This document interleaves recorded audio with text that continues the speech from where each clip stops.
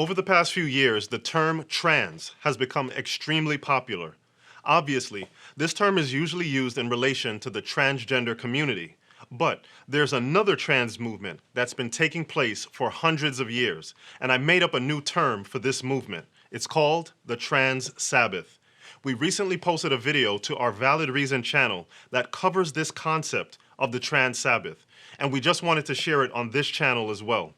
This video will be a challenge to Christians of all faiths to embrace what God has defined in Scripture and to allow Him to define how we live our lives. As usual, the link to the original video is in the comment section below if you want to share it.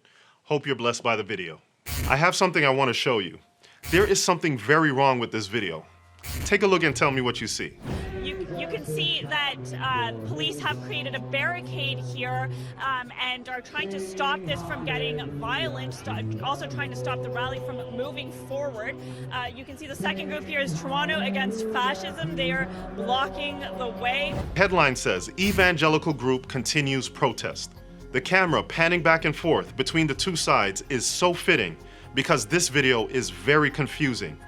You can tell by these rainbows here, here, here, and here. This is obviously some kind of a protest surrounding, and let me get this right, LGBTQIA2S+ related issues.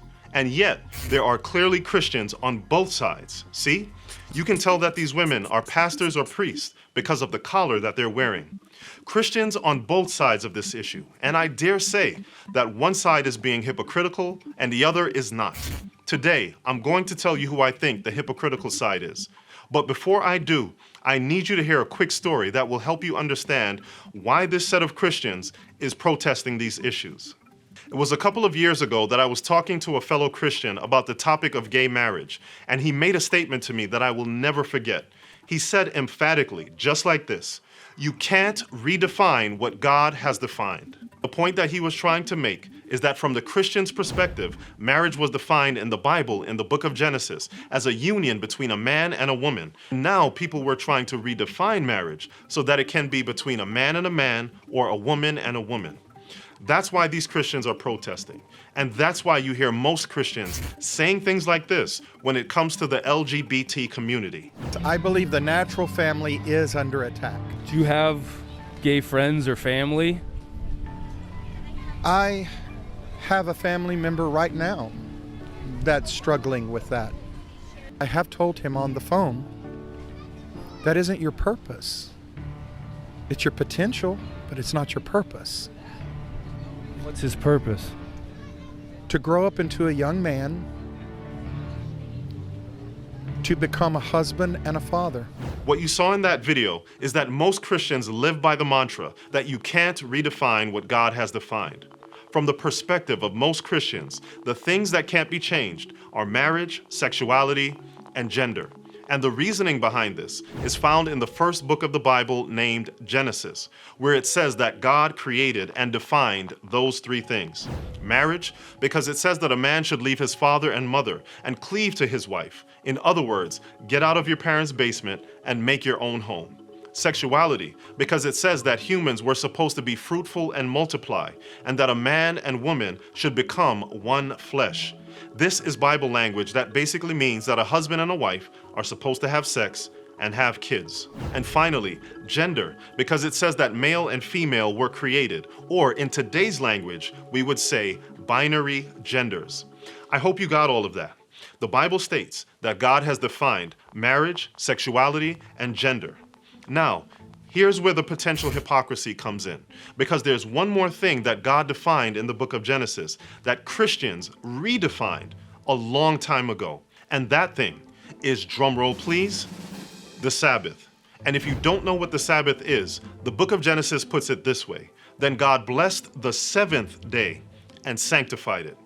Essentially, it's a day on which the followers of the Judeo-Christian God are supposed to rest and keep holy. And God defined the Sabbath as the seventh day of the week. And now, here's the million-dollar question that exposes the hypocrisy.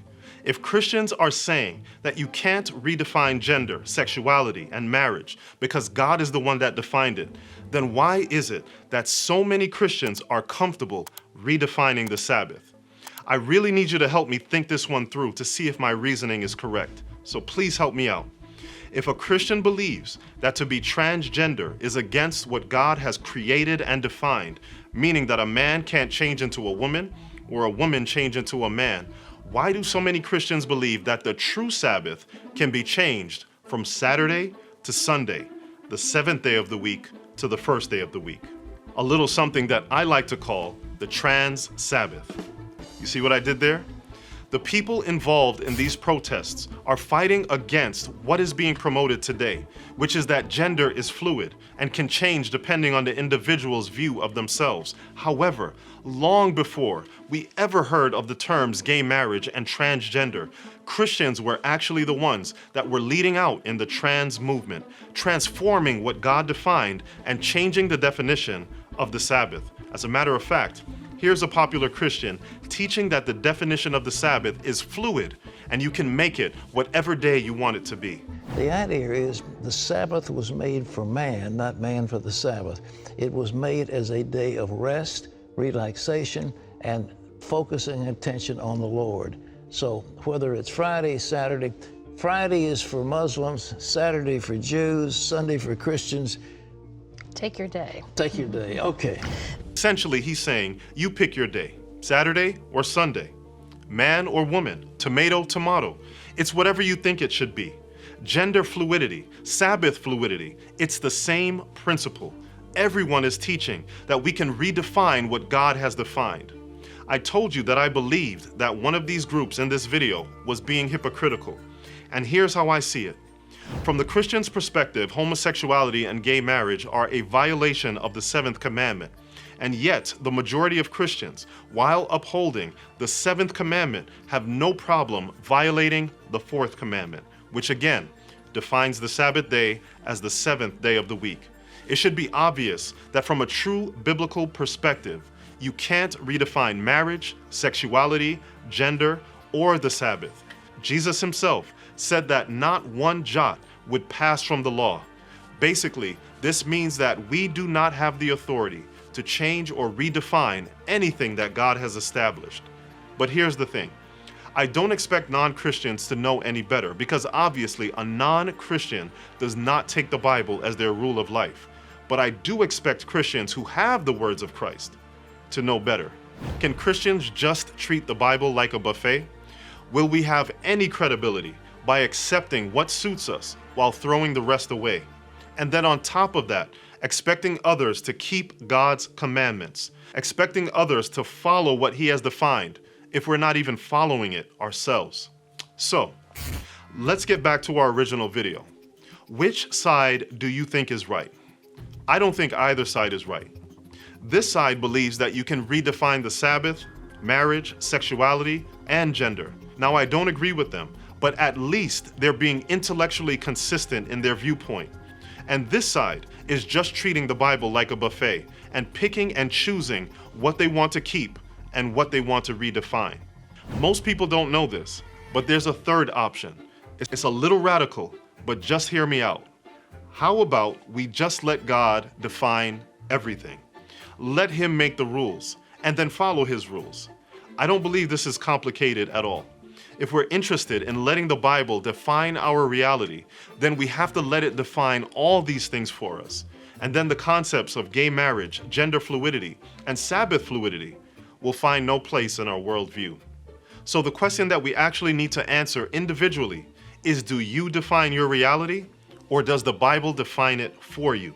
So if you're out protesting that you can't redefine what God has defined, then I hope to see you in church this Saturday.